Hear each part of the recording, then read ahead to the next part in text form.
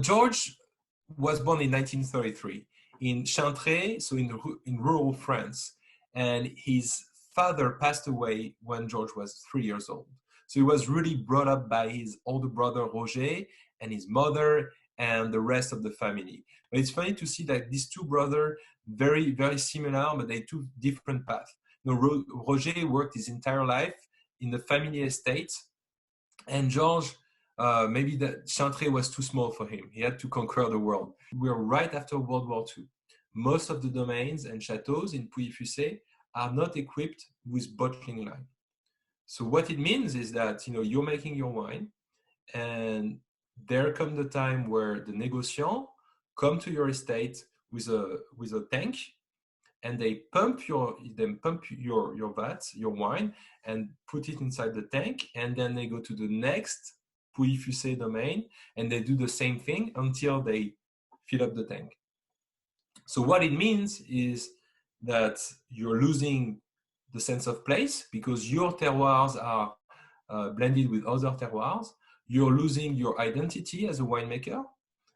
You're also losing money, and you're losing your name because only the name of the négociant is on the label. So Georges really was thinking, okay, how can I do things differently? And what he came up with is an idea of buying an old truck, a medical supply truck going to remote places in Beaujolais and Mâconnais. And he bought that, converted it into a moving bottling line. This way he was able to go to the estates of Pouilly-Fussé and bottle the wine at the estate, what was not the case before.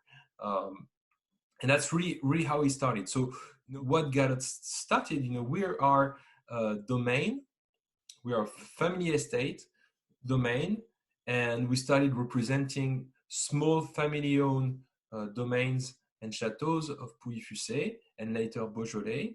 And only as we grew, we started blending wine together under a négociant label. But really the DNA of Georges Duboeuf is the respect of the origin, the respect of the families of vintners, of winemakers, and really trying to stay as small as we can and keep small cuvées with real reflection of the terroir and the vintner.